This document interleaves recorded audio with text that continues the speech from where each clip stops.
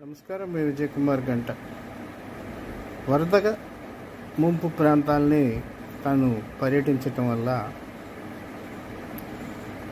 చాలా ఇబ్బందులు ఉన్నాయని, దీనివల్ల కొంత ఆర్థిక భారం ప్రభుత్వంపై పడుతుందని డిప్యూటీ సీఎం పవన్ కళ్యాణ్ చేసినటువంటి వ్యాఖ్యలు సత్యదూరం కాదు. ఎందుకంటే ఈ పరిస్థితుల్లో ఆయన వచ్చినప్పుడు వచ్చే జనాన్ని కంట్రోల్ చేయటం కూడా కష్టంగానే ఉంటుంది. ఏమైనప్పటికీ ప్రకృతి విపత్తుల సమయంలో ఆయన స్పందించి ₹1 ఇవ్వటం, అట్లాగే అధికారులని సహాయక చర్యల విషయంలో